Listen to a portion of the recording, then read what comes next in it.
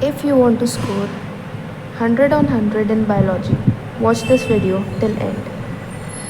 तो आज की इस वीडियो में मैं आपको बताने वाली हूँ कि आपको बुक की रीडिंग कैसे करनी है, आपको कौन सी बुक लेनी है, आपको नोट्स बनाने हैं या नहीं बनाने हैं, और आपको डायग्राम्स कौन से पढ़ने हैं, एक्सपेरिमेंट्स कौन से पढ़ने हैं, आपको सैम्पल पेपर्स कैसे सॉल्व करने हैं, प्री बोर्ड्स के पेपर कैसे करने हैं और सारी चीज़ें।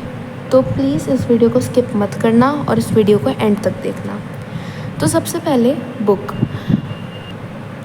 आपको लेनी है सलीना, क्योंकि Selina is the best book जो कि आप पढ़ सकते हो। उसमें बहुत ही कंसाइज वे से सब चीज़ें दे रखी है, तो आप रीडिंग के लिए सलीना को ले सकते हैं। और दूसरी चीज़, आपको रीडिंग करनी कैसे है, आपको वर्ड टू वर्ड रीड करना है, क्योंकि अभी आपके पास टाइम है, आप बिल्कुल ठीक से अच्छे से पढ़ सकते हो।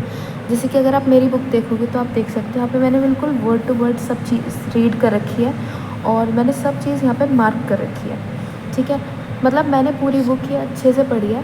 हालांकि दिस इज़ नॉट सलीना, ये मेरी दूसरी बुक थी जो हमें मिली थी, बट स्टिल मैंने सलीना से पढ़ा था। इससे मैंने स्टार्टिंग वाले चैप्टर्स करे थे और जो इम्पोर्टेंट वाले वो मैंने सलीना से करे थे। तो इन चैप्टर्स को भी मैंने बहुत अच्छे से यहाँ पर पढ़ा हुआ है। यू कैन सी कि मैंने सब चीज़ यहाँ पर मार्क कर रखी है।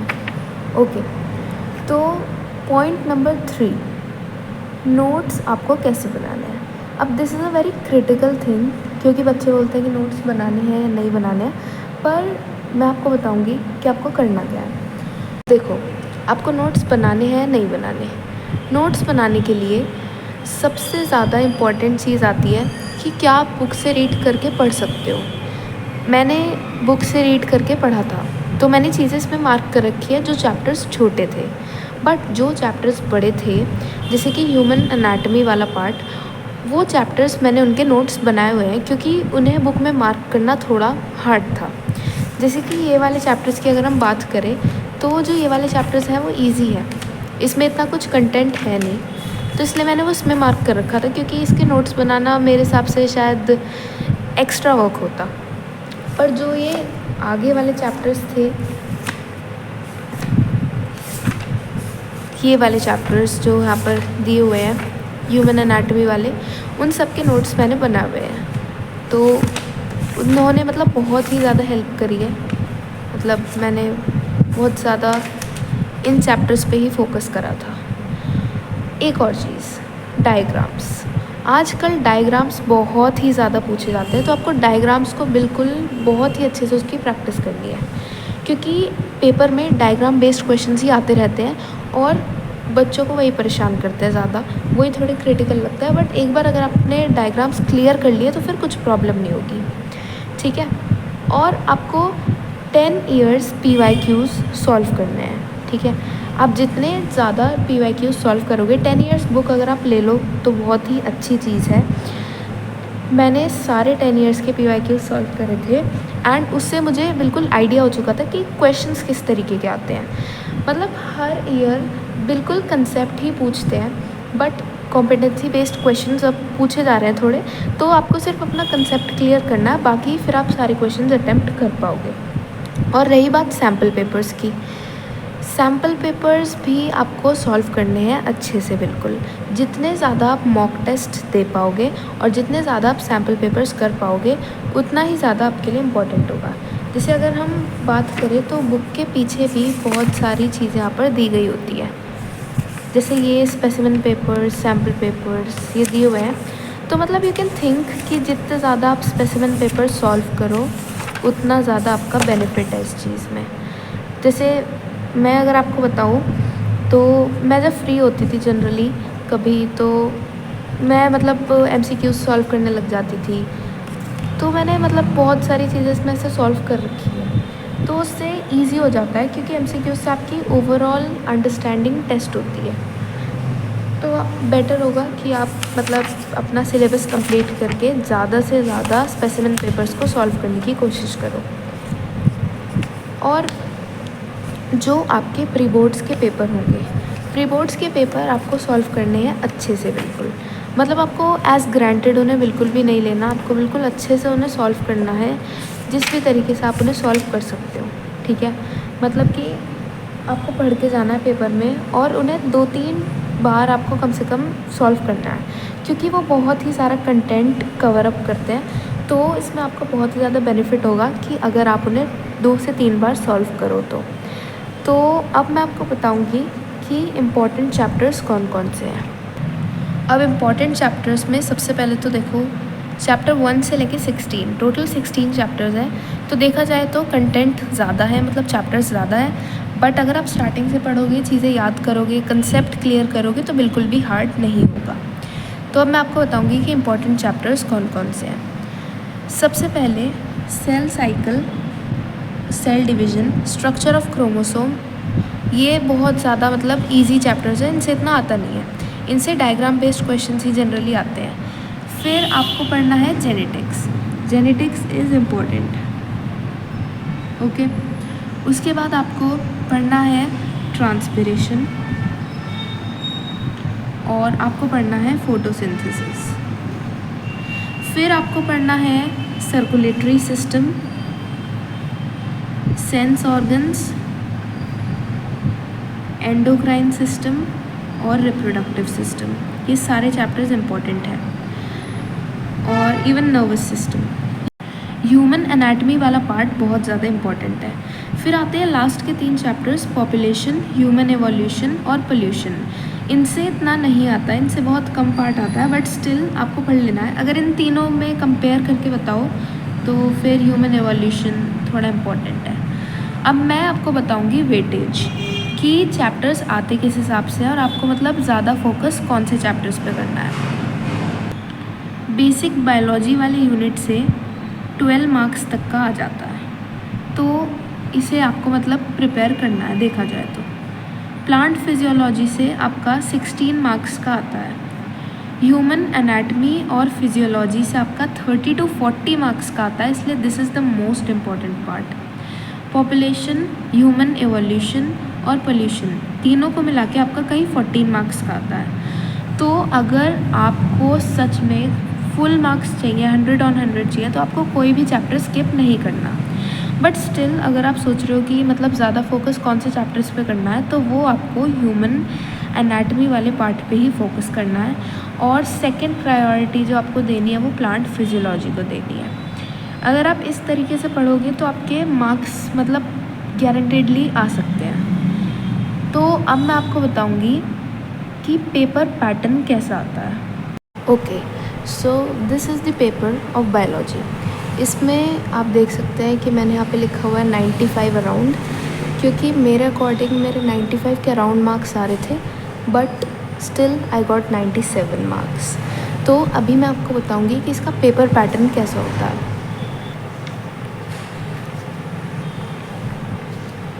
सबसे पहले सेक्शन ए। सेक्शन ए में हमारे पास आते हैं क्वेश्चन 1 में MCQs। MCQs टोटल होते हैं 15। इन MCQs को प्रिपेयर करने के लिए आपको हर चीज़ की हर चैप्टर में बिल्कुल डिटेल्ड नॉलेज होनी चाहिए। फिर अगर हम बात करें आगे, तो ये टोटल 15 MCQs होते हैं। ऑलमोस्ट पूरा सिलेबस कवर होता है इन MCQs में। उसके बाद फिर आपका आता है क्वेश्चन 2। क्वेश्चन 2 मुझे बहुत अच्छा लगता है सच में, क्योंकि इसमें सिर्फ आपको टर्म्स देने होते हैं, एंड अगर आप पढ़ रहे हो तो फिर ये इजी हो जाता है। जैसे कि अगर मैं आपको एग्जांपल बताऊं, तो सबसे पहले आप देख सकते हो the tropic movement where in the tendrils of pea plant twine around a support. तो आपको ये सब बताना है, ठीक है। फिर are defect in are I in with some part of the object are in focus while other parts are blurred. तो ये सब चीज़ें आप चैप्टर में पढ़ोगे। The type of waste generated in hospitals and pathological laboratories, इस तरीके की चीज़ें आपको पता होनी चाहिए। तो ये बहुत ही इजी क्वेश्चन है। और इसके बाद फिर आपका आता है क्वेश्चन नंबर 3, मतलब सेकंड क्वेश्चन का पार्ट ही होता है ये। तो फर्स्ट पार्ट था, ये सेकंड पार्ट है। इसमें आपका चैप्टर से कुछ भी फिलअप्स आ सकते हैं। जैसे सपोज़ ये रिप्रोडक्टिव सिस्टम से आया हुआ है, और आपका और भी पार्ट से आ सकता है, अलग अलग चीज़ें, ओके। तो ये आपको पढ़ना अच्छे से। देन आपके ये आ सकते हैं category to which others belong, ये आपको अच्छे से बताना है। उसके बाद आपका एक चैप्टर से मतलब एक ही चीज़ से बहुत सारी चीज़ें पूछ सकते हैं, जैसे the hormonal disorder he is suffering from, the hormone responsible for this disorder. तो ये वाला जो क्वेश्चन है ये एंडोक्राइन वाले चैप्टर से है, ठीक है, एंडोक्राइन ग्लैंड्स वाले चैप्टर से। फिर आपकी मैचिंग आ सकती है, तो मैचिंग जनरली इजी होती है, अलग अलग तरीके से आ सकती है, तो बेसिकली आपको पता होना चाहिए। और जो ह्यूमन एनाटॉमी वाला पार्ट है मैंने पहले बताया वो सबसे ज़्यादा इंपॉर्टेंट है, तो उसकी सारी चीज़ आपको पता होनी चाहिए। जैसे सिर्फ किडनी से 5 मार्क्स का है, तो जिसे किडनी के बारे में अच्छे से पता होगा वो 5 मार्क्स ईजिली स्कोर कर लेगा, उसके लिए इतनी मुश्किल बात नहीं होगी। पर जिसे किडनी के स्ट्रक्चर में कुछ प्रॉब्लम होगी उसके लिए 5 मार्क्स स्कोर करना बहुत ही हार्ड होगा, और शायद 5 में से 5 वो स्कोर भी ना कर पाए। तो इसलिए आपको हर चीज़ में मतलब नॉर्मली जो भी आपको चीज़ें दे रखी हैं, स्ट्रक्चर्स दे रखे हैं, उनकी लेबलिंग, ये सब आपको करना है, और डायग्राम्स पे तो सबसे ज़्यादा ही फोकस करना है। फिर अगर आगे देखें हम, तो हमारे पास आता है सेक्शन बी। जनरली मुझे सेक्शन ए से ज़्यादा सेक्शन बी ज़्यादा इजी लगता है, क्योंकि थ्योरी वाला पार्ट होता है और शायद थोड़ा ज़्यादा इजी होता है, मतलब मेरे अकॉर्डिंग। तो इसमें आपके पास क्वेश्चन आते हैं, question 3, 4, okay where is 5th one, 3, 4, 5, 6, 7, 8 total आपके पास आए 6 क्वेश्चंस। इन 6 क्वेश्चंस में से आपको कोई भी 4 क्वेश्चंस अच्छे से करने हैं, एंड ज़्यादा बेटर होगा कि अगर आप 4 से ज़्यादा क्वेश्चंस अटेम्प्ट करके आओ। तो मतलब मैंने तो 5 क्वेश्चंस करे थे, मैंने एक क्वेश्चन छोड़ा था और वो ये वाला था, मैंने इसको टिक नहीं कर रखा, ये वाला क्वेश्चन था, क्योंकि मुझे लगा कि शायद इसमें मतलब थोड़ा रिस्क है इस क्वेश्चन को करने में मेरे अकॉर्डिंग।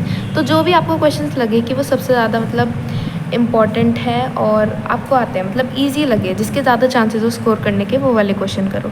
जैसे ये बहुत इजी था, ये इजी है, ये सारी चीज़ें इजी है, तो मैंने ये सब करा था। तो इसमें आपको हर चीज़ बिल्कुल अच्छे से करनी है, क्योंकि इसमें ये नहीं है कि आपको एक एक पैराग्राफ के आंसर्स लिखने हैं। इसमें ये है कि जो अगर आपको एक सिंगल वर्ड भी लिखना है वो भी आपको सही से लिखना है। इसमें ऐसा कुछ नहीं है कि एक क्वेश्चन में एक ही चैप्टर से आएगा, जिससे ज्योग्राफी में होता है। इसमें आपके हर क्वेश्चन में बहुत सारी चीज़ें हो सकती हैं, जैसे ओवरऑल केमिकल इक्वेशन बतानी है आपको फोटोसिंथेसिस की, तो वो ईजी है, जिसने मतलब पढ़ रखी होगी वो उसके लिए बहुत ईजी है। एब्रीवेशंस आपको बतानी है, ज़्यादा एब्रीवेशंस नहीं है, मुश्किल से 5-6 एब्रीवेशंस होंगी, वो ही आपको याद करनी है। तो NADP की और ADP की, NADP nicotinamide adenine dinucleotide phosphate, और ADP एडेनोसाइन डाइफॉस्फेट। साइनैप्स क्या होता है वो बताना है आपको, और आपको न्यूरोट्रांसमीटर को नेम करना है जो कि अलाउ करता है transmission of impulses across the synapse. ये सारी चीज़ें मतलब कि बहुत ही ईजी सी आती हैं। फिर क्वेश्चंस इस तरीके के भी आते हैं, अब ज़्यादा आते हैं। Rajat Singh was working as a supervisor in stone quarry where rock, sand and gravel are extracted by techniques like digging, drilling and blasting. As the years rolled by, Rajat started facing a loss in hearing. The high decibel sounds had damaged a part of his internal ear, though the tympanic membrane was intact. तो ये picture दे रखी है यहाँ पे, इसके basis पे answer देना है, क्योंकि इसमें कुछ इन्फॉर्मेशन रिवील कर रखी है, तो उसके बेसिस पे आपको आंसर बताना है। जैसे कि देखो, give the collective term for the structure located in the internal ear, ये सेंस ऑर्गन वाले पार्ट से है, तो आपको इसका नेम बताना है। और name the sensory organs in cochlea which was damaged for Rajat Singh, और what kind of pollution to workers face in stone quarry. अगर आपने वो चैप्टर अच्छे से पढ़ा होगा, ईयर का स्ट्रक्चर अच्छे से पढ़ा होगा, उसका डायग्राम अच्छे से पढ़ा होगा, तो ये क्वेश्चन आपके लिए बहुत ही ज़्यादा इजी हो जाएगा। बस आपको यही पढ़ना है, पूरा सिलेबस आपको अच्छे से कवर करना है। अभी टाइम है, आप अच्छे से पढ़ सकते हो। वर्ड टू वर्ड बायो में आपको पढ़ना है, बायो में आपको टाइम दे के पढ़ना है, क्योंकि अगर आप टाइम नहीं दोगे बायो में तो आपको चीज़ें समझ नहीं आएगी। और कभी भी समरी नहीं करनी कि किसी भी वेबसाइट से नोट्स उठाए कुछ भी पढ़ लिया, ऐसा नहीं करना। अपने आप से अगर आपको नोट्स बनाने तो बना देना, वो मैंने पहले बता रखा था। Thank you for watching this video and please subscribe to the Silent Topper, अगर इस वीडियो ने आपकी हेल्प करी।